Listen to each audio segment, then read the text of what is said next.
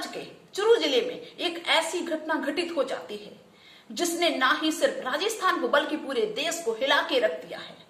क्योंकि दोस्तों एक परिवार में 28 दिन के भीतर 3 मौतें हो जाती हैं और ये परिवार अभी इन मौतों के गम से बाहर भी नहीं निकल पाया। इस घर में एक और घटना घटित होना शुरू हो जाती है। दोस्तों इस घर में रहस्यमयी आग लगना शुरू हो जाती है। कोई कहीं पे सामान रखा हुआ है घर में, उसमें अपने आप आग लग जाती है। कोई लगाता नहीं है, लोगों को भरोसा नहीं होता। जो गांव के लोग हैं, क्षेत्र के लोग हैं, देखने आते हैं कि ऐसा कैसे होता है। लेकिन दोस्तों उनके सामने जब ऐसा मंजर आता है कि कोई सामान कहीं पे रखा है, कोई रस्सी कहीं पे रखी है, तो उसमें अपने आप से आग जलने लगती है। लोग इसको तंत्र मंत्र का चक्कर बताते हैं, भूत प्रेत का मामला बताते हैं। लेकिन दोस्तों इसका असली मास्टरमाइंड है कौन? क्योंकि सभी को यही लग रहा है कि भैया भूत पिशाच का कोई काम है, वही लोगों को मार रहा है, वही घर में आग लगा रहा है। ऐसा सभी को लगता है जब इस तरह की कोई घटना घटित हो जाती है। लेकिन दोस्तों इसका जो मास्टरमाइंड है, इन सबके पीछे जो था, उसका नाम सुन के, उसके बारे में जान के आप दंग रह जाएंगे। तो चलिए दोस्तों हम आपको विस्तार से बताते हैं कि आखिर में वहां पे क्या हुआ था और कौन था इन सब के पीछे। आइए, सभी का बहुत बहुत स्वागत है मेरे YouTube चैनल में एक और सच्ची घटना में। मैं रोली यादव स्वागत करते हैं आप सभी का। दोस्तों क्या होता है कि राजस्थान राज्य का एक चुरू जिला पड़ता है। चुरू जिला के अंतर्गत एक गांव आता है, भैसली गांव। दोस्तों इस गांव में एक परिवार, किसान परिवार रहता है। सभी के घरों से थोड़ी दूरी पे इनका घर बना हुआ होता है, नया घर बनाया था। दोस्तों क्या होता है कि इस घर में 7 सदस्य होते हैं। एक भूप सिंह, उसके माता पिता, उसकी दादी और उसके 2 बच्चे। हंसता खिलता परिवार है, सब कुछ बढ़िया से चल रहा होता है। दोस्तों क्या होता है कि 30 जनवरी 2024 इनकी जो दादी थी, उनकी उम्र 82 साल थी। उनको खांसी होने लगती है। तभी भूप सिंह उनको दवाई देता, लेकिन उसको आराम नहीं होती, तो उनको अस्पताल ले जाया जाता है। वहीं पे 31 जनवरी को इनकी मृत्यु हो जाती है। दोस्तों एक सामान्य मौत समझ के, क्योंकि उम्र वाली थी दादी, बूढ़ी बाड़ी थी, तो उनको मतलब उनका अंतिम संस्कार होता है, रिश्तेदार आते हैं, सभी लोग आते हैं और जैसे जो भी विधि विधान होता है वैसे किया जाता है, मामला शांत हो जाता है। लेकिन दोस्तों उनके मृत्यु के ठीक 14 दिन बाद यानी 14 फरवरी को उस भूप सिंह का जो बेटा छोटा वाला होता है, उसकी उम्र होती 4 साल, नाम गर्भित होता है। दोस्तों यही सिम्टम्स उसको भी खांसी आई और जैसे दादी का दम फूलने लगा था, उसका भी दम फूलने लगा और उसकी भी मृत्यु हो गई।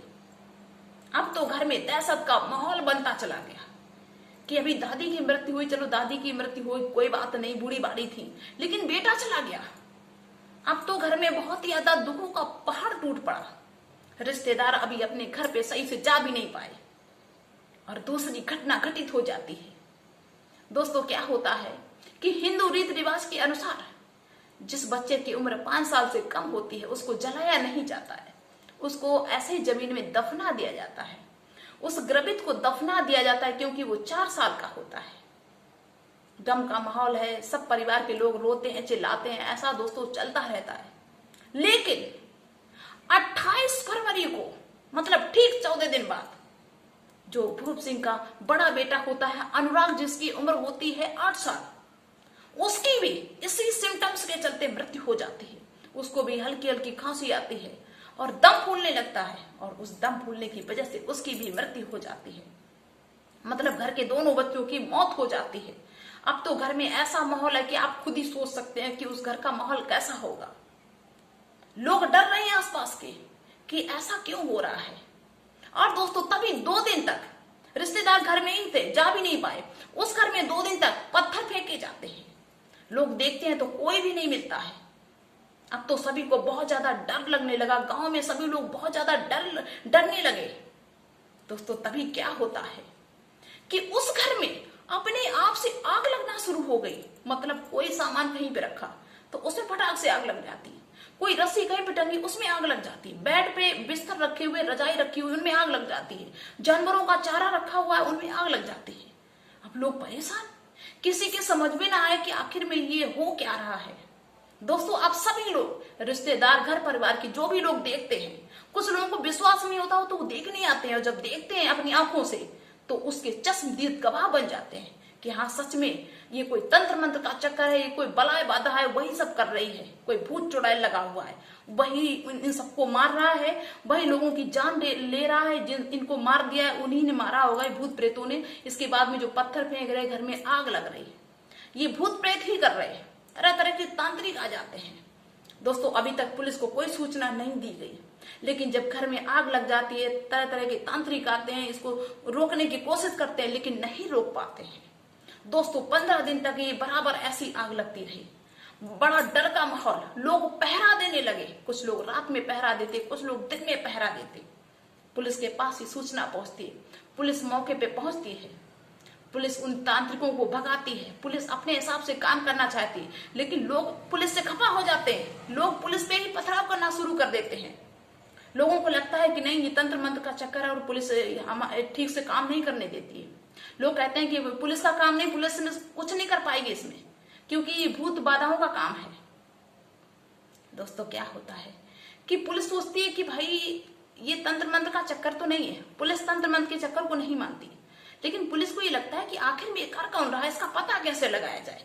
लोग विरोध भी कर रहे हैं, लेकिन फिर भी जैसे तैसे पुलिस ने लोगों को समझाया और कहा कि घर में सीसीटीवी कैमरा हमें लगाने दो, इससे पता चलेगा कि आखिर में ये कर कौन रहा है। दोस्तों पुलिस ने सीसीटीवी कैमरा लगाया। पुलिस को तो पहले से ही शक था कि इस तरह की कोई चीज नहीं होती, इसके पीछे कोई जरूर कोई ना कोई खेल खेल रहा है। दोस्तों सीसीटीवी कैमरा लगाया जाता है। 3 दिन तक कोई आग नहीं लगी। पुलिस हैरान कि सीसीटीवी कैमरा लगा दिया तो आग लगना बंद हो गई। लेकिन सबसे ज्यादा हैरान करने वाली बात तब हो गई कि जब आग लगी तो कैमरे का जो डीवीआर उसको ही फूंक दिया, उसी में लगी। अब पुलिस को और भी ज्यादा शक हो गया कि ये कोई जानबूझ के कर रहा है, वो नहीं चाह रहा है कि उसका चेहरा किसी के सामने आए, इसलिए उसने कैमरे को ही नष्ट करने की कोशिश कर दी। लेकिन दोस्तों अब ऐसे तो किसी को अरेस्ट नहीं कर सकते बिना सबूत के, बिना उसके। पुलिस के दिमाग में एक बात आती है कि इन सब का रहस्य, जो पीछे मौतें हुई हैं, यही खुलेंगे। लेकिन सबसे बड़ी चुनौती वाला काम तो ये था कि कैसे पता करें, क्योंकि दादी थी उनको भी जला दिया गया था, अनुराग था उनको भी जला दिया गया था।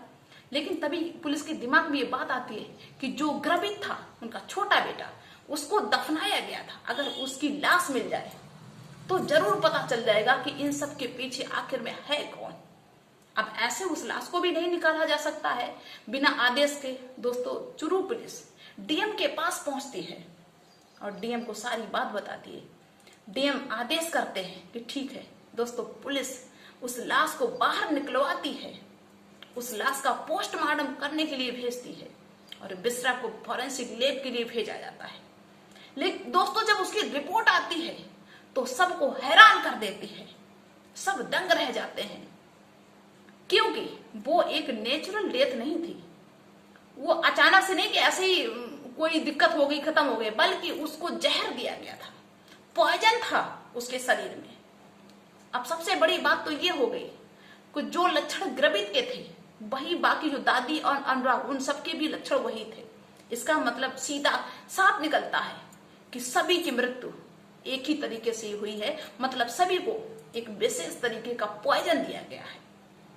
अब ये दिया किसने है इसकी तो जब जांच होगी तभी पता चलेगा। दोस्तों ये मामला वहीं रुक जाता है। अब जो आग लग रही थी घर में उसको भी चेक करने के लिए भेजा गया था, उसमें पता चला कि ये सोडियम की वजह से आग लग गई है। दोस्तों सोडियम को कहीं पे डाल दो, जब वो हवा से उसका संपर्क होता है तो आग अपने आप से लग जाती है। अब तो सीधा सा साफ खुलासा हो गया कि भाई इनको जहर दिया गया, प्लस ये जो आग लग रही है सोडियम छिड़कने की वजह से आग लग रही है, तो ये कोई जानबूझ के कर रहा है। अब तो तंत्र मंत्र का चक्कर बिल्कुल भी नहीं है, तो साफ हो गया। लेकिन आप ऐसे तो किसी को अरेस्ट भी नहीं कर सकते। अब पुलिस ने सख्ती से तफ्तीश शुरू कर दी। जो भी घर में थे, परिवार में थे, रिश्तेदार थे, सभी के नंबर सर्विलांस में लगाए और सभी की कुंडली खंगालना शुरू कर दिया। तभी दोस्तों पता चलता है कि जो बच्चों के पिता थे भूप सिंह, उनकी दुकान थी मेडिकल की गांव में, और ये कुछ समय पहले एक हॉस्पिटल में एक कंपाउंडर के तौर पे काम कर चुके हैं। तो जाहिर सी बात है कि इसको तरह तरह के सोडियम के बारे में, तरह तरह के पॉइजन के बारे में अच्छे से जानकारी होगी। दोस्तों क्या होता है कि पुलिस उसको धर दबोचती है। ये 1-1.5 महीने से ये मामला चल रहा है, इसका खुलासा नहीं हुआ है। और जब इसका खुलासा हुआ तो लोग दंग रह गए। दोस्तों इसको धर दबोचा पुलिस ने, और पुलिस ने इस पे सख्ती करना शुरू कर दिया, क्योंकि पुलिस को अच्छी तरीके से पता चल गया था कि इसको अच्छे से जानकारी है, ये मेडिकल का काम करता है तो इसको सब बढ़िया से पता होगा। क्योंकि बाकी जो घर के सदस्य थे वो इन सब से दूर थे, मेडिकल लाइन से दूर थे, तो उनको कुछ भी नहीं पता होगा इसके बारे में कि किससे क्या होता है। दोस्तों इसको जब धर दबोचा जाता है, पुलिस सख्ती करती है। पहले तो ये कहता है कि नहीं, हम इसके बारे में जानते ही नहीं कुछ, लेकिन पुलिस कहती है कि ये बताओ, हम तुम्हें अच्छी तरह से समझाएं या तुम आराम से बता दोगे, क्योंकि हमें सच उगलवाने के बहुत सारे तरीके आते हैं। दोस्तों पुलिस ने जब सख्ती की, अब इसको लगा कि अब हम नहीं बच पाएंगे। दोस्तों इसने जब बताना शुरू किया ना, तो होश उड़ गए पुलिस के भी कि आखिर में ऐसा ये कैसे कर सकता है। दोस्तों भूप सिंह अपना गुनाह कबूल कर लेता है और कहता है कि हाँ, मेरे घर में जो 3 मौतें हुई हैं वो मैंने ही की। जो मेरे घर में रहस्यमयी आग लग रही थी वो मैंने ही लगाई। पुलिस कहती है लेकिन आखिर तुमने ऐसा किया क्यों, तुम्हें दिक्कत क्या थी, कोई भला अपने बच्चों को क्यों मारना चाहेगा। तो दोस्तों वो जो खुलासा करता है ना, वो चौंका देता है। भूप सिंह कहता है कि हम दादी को मारना नहीं चाहते थे, लेकिन दादी को मारना पड़ा ताकि लोग हम पे शक ना करें, हम सिर्फ अपने बच्चों को मारना चाहते थे। और जैसे मैंने दादी की दवाई में वो पॉइजन मिलाया, वैसे मैंने खांसी की दवाई में बच्चों की दवाई में भी पॉइजन मिला दिया, जिससे उनकी मृत्यु हो गई। और मैंने बच्चों को अपने इसलिए मारा क्योंकि मुझे ऐसा लगता था कोरोना काल से कि मेरी जो बीवी है ना, इसके किसी से अवैध संबंध है, और जो ये बच्चे हैं 2, वो हमारे नहीं हैं। वो दिन रात मेरी आंखों में खटकते थे। मुझे ऐसा लगता था कि कब इनको हम मार दें तब मुझे चैन मिले। मुझे ऐसा लगता था कि इनकी शक्लें मुझसे नहीं मिल रही हैं, ये किसी और के बच्चे हैं। दोस्तों इसके दिमाग में यही कीड़ा भर गया। अब पुलिस को लगता है कि इसने ऐसा क्यों कर दिया। पुलिस उससे कहती है कि भाई बहुत सारे तरीके थे, डीएनए टेस्ट करवा लेते थे, तुम तो जब मेडिकल में रह चुके हो तो डीएनए टेस्ट चाहे जैसे करवा लेते, उससे पता चल जाता। लेकिन कहते हैं ना कि जब किसी का समय खराब होता है ना, तो उसकी बुद्धि खराब हो जाती है।